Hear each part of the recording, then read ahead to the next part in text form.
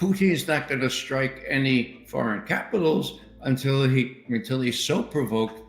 Well, he's going to strike airfields first, okay? And he's not going to use nuclear weapons. And that is a canard. That is a false flag raising the use of low-yield nuclear weapons, because Russians don't have to do that. The U.S. may feel it has to do that. Here's Dr. Gilbert Doctorow. I don't know if you guys know him. Mearsheimer says though Mearsheimer has clashed with him, he's a well-respected student of Russia, PhD professor, American who lives in Brussels. Chris, play 15 and 16, where Professor Doctorow attempts to connect the dots, including, as he calls her, Madame Nuland. We note that several related facts. Madame Nuland, Victoria Nuland, was fired on the 5th of March. It's highly interesting that this coincidence. I and others have spoken of her connection with the German generals plotting a strike on the Kerch Bridge using their cruise missiles. However, it is more likely that she was fired because the mission that she had supervised to attack Russia in a terrorist attack using Islamic extremists on the 8th of March was no longer operable. They are working on expanding further the information leads they have now on the connections with ISIS in Istanbul, on the timing of the American warning that to Russia that a terrorist attack could take place. Let's remember that was on the 7th of March. That's to say 2 days after Victoria Nuland was fired, and 1 day before the planned execution of the terrorist attack in Moscow. So the bits and pieces, the dots are falling into place. I repeat that Mr. Bortnikov would never dare to say what he said yesterday without the blessing of Mr. Putin, and Mr. Putin has always been a very cautious player. Larry, does this event, whoever caused it, whoever paid for it, whoever orchestrated it, put pressure on Putin to be more aggressive in the execution of the war in Ukraine? No, but listen, I think Doctorow's wrong. I mean, he is engaged with wild speculation with respect to Vicki Nuland. Oh, she was fired? Sorry, I don't buy it, because she already had a job lined up, number one. And I've heard people make this analysis that, oh, she missed out on the deputy secretary job. So, that's why, they didn't fire her for that. And getting that job was not her goal. She had the second most powerful job in State Department after Secretary of State as Undersecretary for Political Affairs. I think she saw the disaster coming and wanted to get out before it happened, because she could get blamed for it. I think that's another plausible scenario here. But that doesn't discredit what's been said about Bortnikov and his comments to the public. I mean, that's an objective fact. We all saw him say it. And he wouldn't say that without having the approval of Putin, and then frankly, they wanted to get the word out that they know there was U.S. involvement, there was UK involvement. But this, if the CIA planned this, Vicki Nuland's the last person they're going to talk to about it. Would the event itself put pressure on Putin to be more aggressive, to level buildings in Kyiv, to go farther west, Larry? No.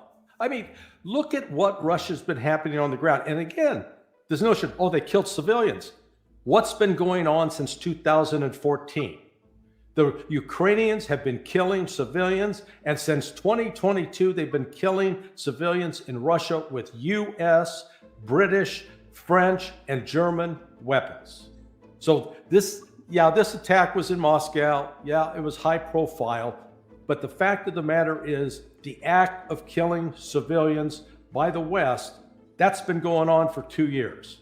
And the Russians are pursuing their military strategy accordingly.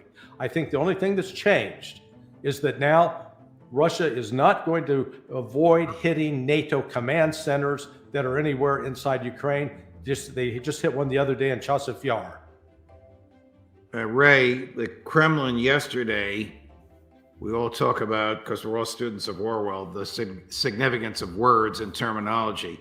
The Kremlin yesterday changed what it has been calling the military events in Ukraine from a special military operation to a war.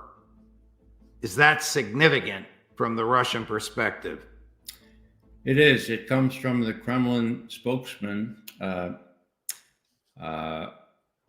Peskov. Yeah, what's the name? Peskov. Peskov, yeah. Okay. Comes directly from his mouth, so it's completely authorized. This is a difference. It's not a distinction without a difference. It's exactly how the Russians look at it now.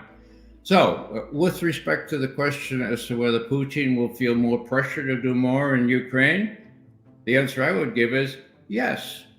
The more operative question is, will he succumb to that pressure? The answer I would give to that is no. I think Gil Doctorow, who I know quite well, is quite right in saying that Putin is a very measured person. Okay. Now, will he strike out at NATO airfields in NATO countries? No. Will he strike out at fields capable of accommodating F-16 in Ukraine? Yes, and he has already begun doing that. Okay. So we'll see the decision centers bombed with more regularity. Putin has the upper hand. As I say, it's really, I can't imagine why our leaders, that the neophytes advising Biden, can't see that the fat lady should begin to sing. Now, the last thing I want to say is this. Wait a minute. The fat lady's up at Columbia University now. I'm sorry. You said it, I did. I couldn't resist. I knew what you were both thinking. Yeah, you're welcome to that. Now, let me just say this, that Victoria Nuland on the 31st of January said in an impromptu press conference in the middle of the street in Kiev, Mr. Putin is in for some nasty surprises on the battlefield. You watch, okay? Now, that was January 31st. She was talking to Budanov, the head of Ukrainian military intelligence at the time, as well as Zelensky and the others. And it's not a stretch to think that she would be very close in touch with the Jack Devines of this era, and that she was kind of quite in league with Bortnikov. Budanov, the guy who was running it from the inside, as I believe. So, right. So I don't think that. I think your key, Judge, is the 55 minutes. I mean, it speaks volumes. How can they know in 55 minutes there was in Ukraine and there was ISIS? Give me a break. Larry, what will happen if President Macron of France is foolish enough to send 2,000 troops to Ukraine, combat troops? Won't they be taken out as soon as the Russians can do so? He'll learn the lesson that Napoleon learned. Don't invade Russia. Don't send French troops to Russia, because they won't make it out. And you know, the more I think about this, I think it's going to be unlikely for him to do so, because if he does that, he's going to really screw up the Olympics this summer. And I think the last thing he wants to do is throw a wrench into the Olympics. The Olympics are in Paris this summer. Yeah. So to make that a disaster. But if he does it, Putin has made it very clear, we'll kill them. And if they're involved militarily in any form or fashion. In fact, they've already killed French soldiers, French mercenaries. And as Ray was pointing out, even before the terrorist attack on the 22nd, the Russian military had stepped up its attacks on power producing plants. So they're taking those out now. So Kharkiv has been in the dark now for about 2 weeks, and lights aren't coming back on. Gentlemen, thank you very much. No matter what we talk about, it's a pleasure. I welcome all of your insight all the time, whether we all agree on every detail or not. And Larry, thank you for what you said about Tsai. I mean, when you sent me a paragraph of what Tsai wrote, I thought I was misreading it. I had to read it 3 times to make sure that you had it right, that I read it right, that there wasn't a negative missing. But even somebody like Sy, who was the courageous and brilliant enough to expose the Nord Stream pipeline, can sometimes fall for this stuff. Yeah, he's getting fed by intelligence source, the same ones that were feeding it to the New York Times.